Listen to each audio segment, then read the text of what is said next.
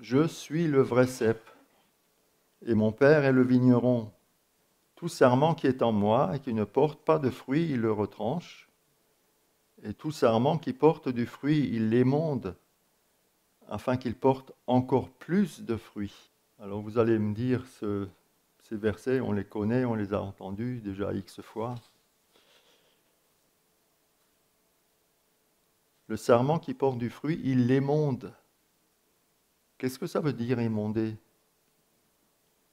C'est nettoyer en retranchant ce qui gêne, ce qui est superflu, inutile ou nuisible.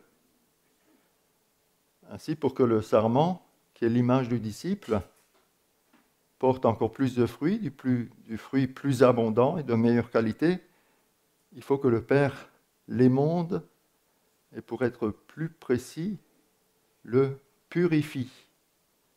C'est ce verbe que Jésus utilise ici. La vie de Jésus ne doit rencontrer aucun obstacle pour couler du cep vers les sarments. Et les deux obstacles majeurs, nous les connaissons, c'est le péché et le vieil homme, l'ancienne nature, le moi. Alors quels moyens, quelle méthode Dieu utilise-t-il pour émonder son disciple? Comment s'appelle son outil, son émondoir? Il utilise un moyen, son moyen de prédilection, c'est le brisement. Peut-être que quelqu'un ou quelques-uns ici présents passent par une période de brisement. Alors qu'est-ce que le brisement? Le brisement dont je veux parler ce matin n'est pas la conséquence d'une vie chrétienne dissolue, vécue consciemment en dehors de la volonté de Dieu, où la notion de péché est prise à la légère. La Bible dit qu'on ne se moque pas de Dieu, on récolte ce qu'on a semé. Et Dieu est très clair à ce sujet. Dans le livre des Proverbes, il a dit « Une correction sévère menace celui qui abandonne le sentier, celui qui hait la réprimande mourra. » Et un peu plus loin, « Un homme qui mérite d'être repris et qui raidit le coup sera brisé subitement et sans remède. » Non, ce n'est pas de ce brisement-là dont je veux parler ce matin. Je veux parler d'un autre brisement que le Seigneur permet alors même que nous marchons dans l'obéissance, que nous avons à cœur de lui plaire, en faisant sa volonté, que nous sommes en communion avec lui et que nous vivons dans la lumière, bref, dans ce que la Bible appelle la sanctification. Le brisement peut résulter d'un acte souverain du Seigneur. Il fait ce qu'il veut, quand il veut, avec qui il veut, comme il veut. Et le brisement peut aussi être déclenché suite à la prière pour un réveil personnel, une aspiration à une vie plus féconde, plus fertile, plus débordante. Et ça, c'est un principe biblique. Dieu n'utilise que ce qui est brisé. Que ce soit le vase de Marie dans les évangiles, les cruches de Gédéon dans l'Ancien Testament, les pains avant le miracle de la multiplication, et l'exemple suprême, c'est Jésus. Dans Ésaïe 53, il est dit « Il a été brisé pour nos péchés, nos iniquités. » Et on voit à chaque fois que ces divers brisements ont eu d'heureuses conséquences. Le salut, la victoire, la multiplication, ou encore la bonne odeur qui s'est répandue dans la maison. Et nous voyons à travers la Bible que tous les hommes de Dieu, Abraham, Jacob, Joseph, Moïse, David, Job, Jérémie, Tous ceux-là sont passés par le brisement, et cela, pour certains d'entre eux, a duré plusieurs années. Le brisement est un passage obligé pour qui veut aller plus loin avec Dieu. Il n'y a pas de raccourci. Le brisement est un passage obligé pour qui veut aller plus loin avec Dieu. Et le Saint-Esprit doit briser le poste de commandement du péché. Le moi doit quitter le trône. Le moi, c'est un spécialiste des coups d'État. Il veut sans cesse revenir sur le trône. Le moi doit céder la place à Jésus seul. Déjà dans l'Exode, Dieu avait dit, « Tu n'auras pas d'autre Dieu devant ma face. » Et l'autre Dieu, ça peut être le moi.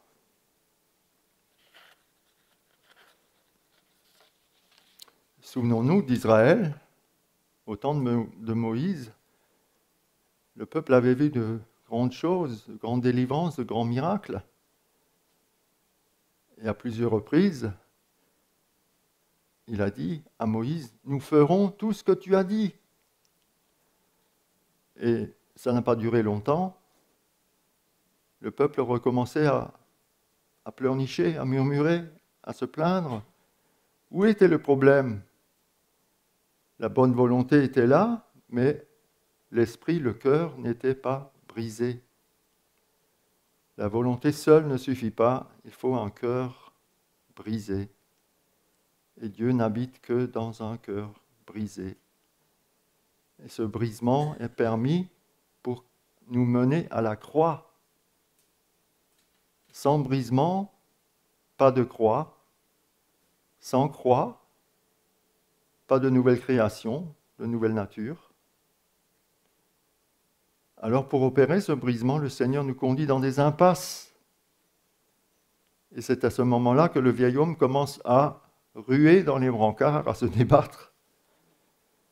Notre très chère chair voudrait éviter cela à tout prix, se dérober et fuir, mais dans ce cas, nous resterons des bébés spirituels. Et par le brisement, le Seigneur veut atteindre les racines mauvaises de l'arbre. Il poursuit une œuvre en profondeur, il veut extirper tout ce qui n'est pas à sa gloire, ce qui est inutile, nuisible, superflu, tout ce qui empêche de progresser et de porter du fruit durable. Pardon. Qui est concerné par le brisement ? Tous les disciples, sans exception, et spécialement tous ceux à qui le Seigneur a confié et veut confier une œuvre, une mission particulière. Ceux qui en veulent, qui se sont livrés entièrement à lui, qui sont pleins de zèle, les fonceurs, qui désirent porter du fruit en abondance. Et passer par une période de brisement peut faire peur, mais c'est quelque chose de totalement positif, car le brisement manifeste l'amour de Dieu et ses bonnes intentions envers nous. Tu veux me servir ? Porter encore plus de fruits ? Alors laisse-moi te purifier, t'émonder. Laisse-moi te briser. Souvent, il nous arrive, quand on connaît la situation de tel ou tel, on se surprend à prier, brise le frère, brise la sœur. Mais quand cela nous concerne, nous, notre propre personne, c'est plus dur de dire brise-moi. Cette purification peut être douloureuse, mais elle est absolument nécessaire. Alors, quels sont les moyens utilisés par le Seigneur ? Ce sont la correction, le châtiment. Le Seigneur prend sous sa discipline celui qu'il aime, il corrige tous ceux qu'il reconnaît pour ses fils. Ne soyons pas surpris. Un deuxième moyen, ce sont les épreuves. Il faut que l'épreuve achève son œuvre pour que vous parveniez à une pleine maturité spirituelle. Et le troisième moyen utilisé par Dieu, ce sont les souffrances. À l'exemple de Jésus, il a plu à l'Éternel de le briser par la souffrance. Et dans quelles conditions le brisement s'opère-t-il ? On n'a pas à chercher loin, le Seigneur utilise notre entourage, notre environnement, les personnes, les circonstances. Et là, nous sommes humiliés, critiqués, malmenés, même parfois trompés. Pour employer une image que Paul emploie, nous sommes les poubelles du monde. Job a vécu cela. Et plus près de nous, un Anglais, William Carey, qui était le père des missions modernes, lui, il a vécu un brisement particulier. Sa femme est morte à l'âge de 51 ans. Et durant toute sa vie, elle était un obstacle au travail de son mari. Elle était déjà partie à contre-cœur en Inde, en mission. Et la situation ne fit qu'empirer. Et les collègues missionnaires de William Carey racontent qu'il travaillait souvent à cette traduction de la Bible, tandis que sa femme, qui était devenue folle, était dans la pièce voisine, agitée, dans un état extrêmement pénible. Quel brisement pour cet homme de Dieu. Mais quel fruit aussi pour l'œuvre de Dieu.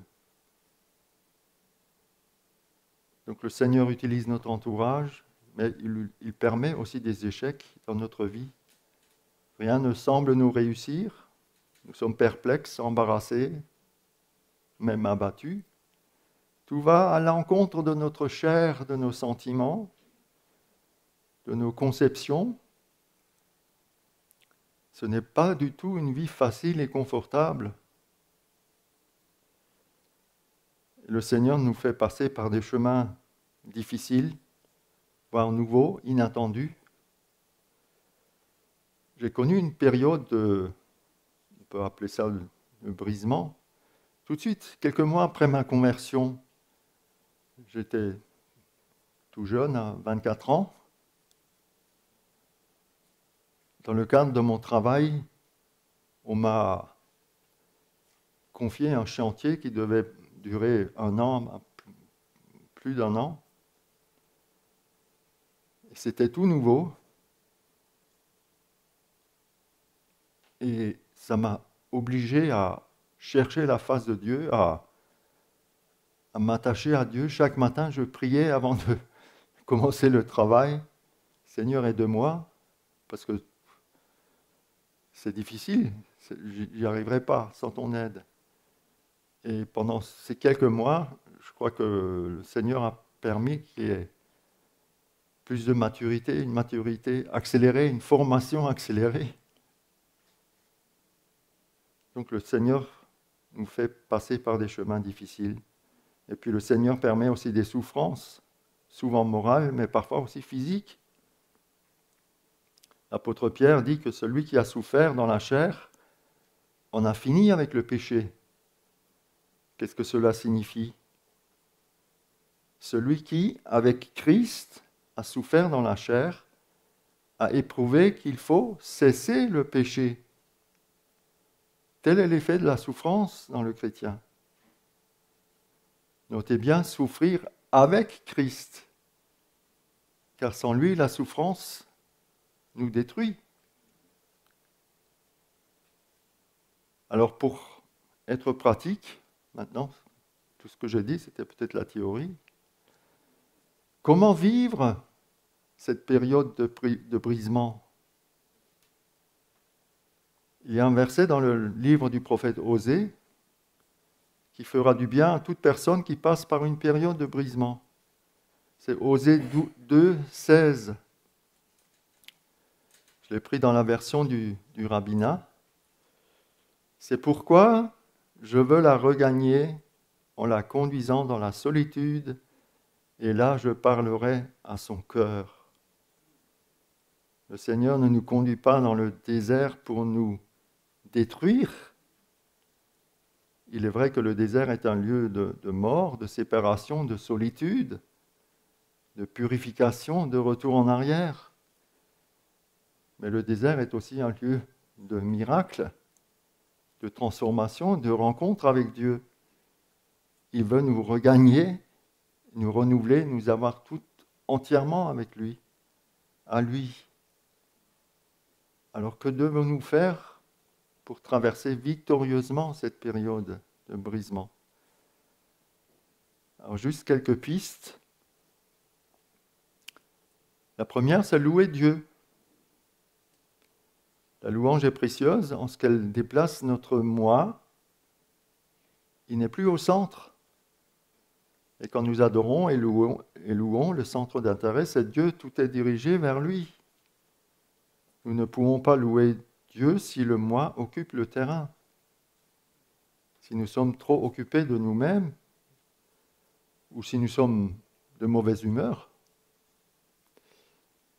Et dans la phase de brisement, la louange est même plus importante que la prière, car elle nous élève au-dessus de notre situation. Elle nous fait regarder vers le haut, plus haut que les circonstances que nous traversons. Et alors les pressions retombent, les tensions destructrices, les fardeaux disparaissent peu à peu. La louange a pour conséquence de nous ramener à un bon équilibre psychique et moral. Je ne sais pas si les psychologues sont arrivés à cette conclusion. Un bon équilibre psychique et moral grâce à la louange. Et la louange est l'expression de notre confiance à Dieu. Avons-nous confiance en Dieu? Alors louons-le. Rendez continuellement grâce à Dieu le Père pour toutes choses au nom du Seigneur Jésus-Christ. Nous devons remercier le Seigneur, non pas pour l'épreuve, mais dans l'épreuve. Car il est en train de préparer, de purifier, de cultiver un sarment qui donnera encore plus de fruits. Alors une deuxième piste, c'est se consacrer à la parole de Dieu. Louer et se consacrer à la parole de Dieu vont ensemble comme l'oxygène et l'hydrogène qui composent l'eau. L'un ne va pas sans l'autre. Et quand nous sommes absorbés, totalement immergés dans la parole de Dieu, tournés vers le Seigneur, nous oublions ce qui nous pèse, nous tracasse, et le fardeau devient léger. Dernièrement, j'ai lu le psaume 119. C'est très court.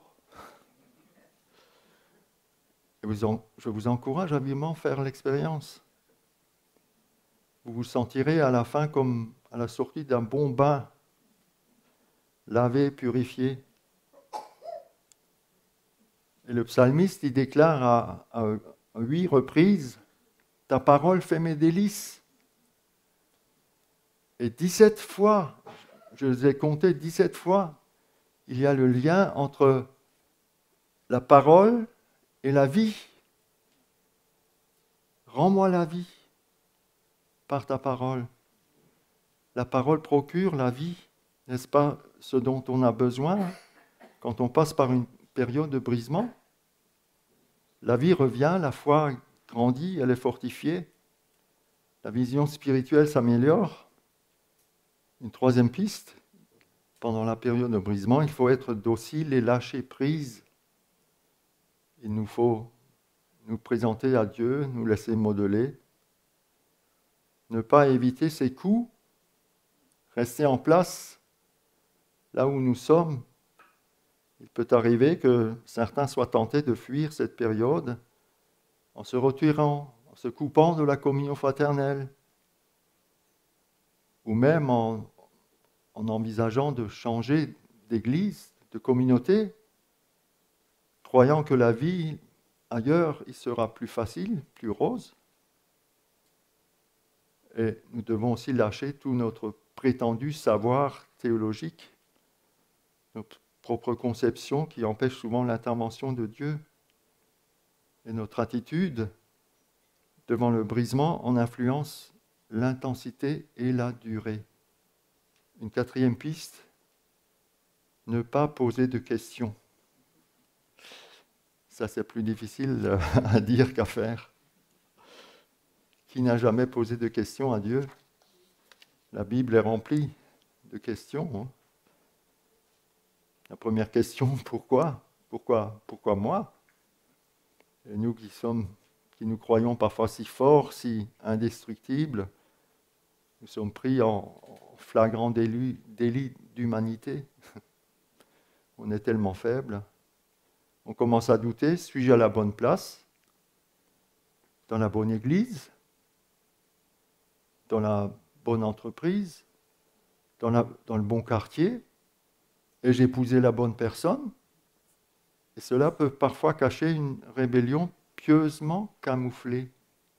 On cherche alors la pitié des autres.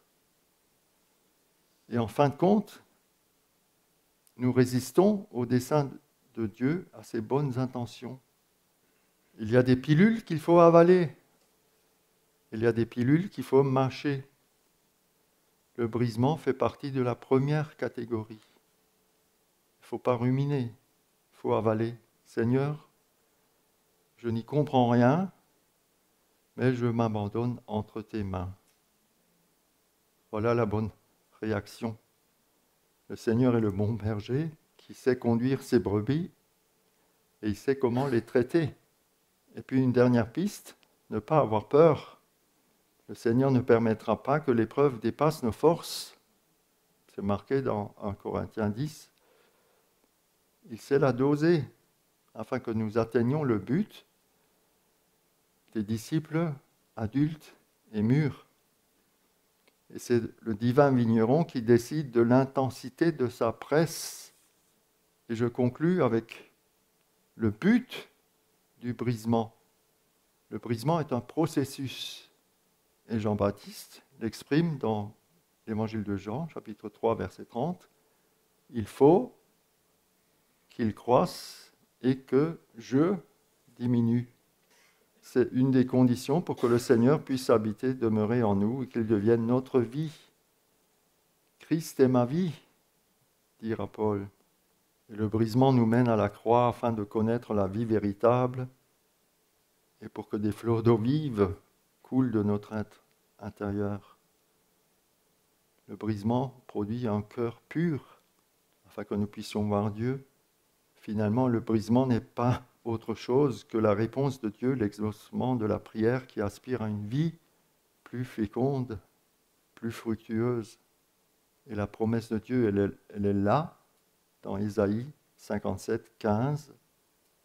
Car ainsi parle le Très-Haut, dont la demeure est éternelle et dont le nom est saint. J'habite dans les lieux élevés et dans la sainteté, mais je suis avec l'homme contrit et humilié, afin de ranimer les esprits humiliés, afin de ranimer les cœurs contrits. Dieu habite avec celui qui est brisé. Alors, je ne sais pas si vous êtes particulièrement concerné par ce thème de ce message. Passez peut-être par une période difficile de brisement. Vous ne savez plus où vous en êtes. Alors n'ayez pas peur. Ne posez pas de questions. Ne vous résignez pas, ne murmurez pas, mais soyez docile, lâchez prise. Plongez-vous dans la parole de Dieu et louez-le, car le Seigneur est en train de préparer un sarment qui produira encore plus de fruits. À lui la gloire. Amen.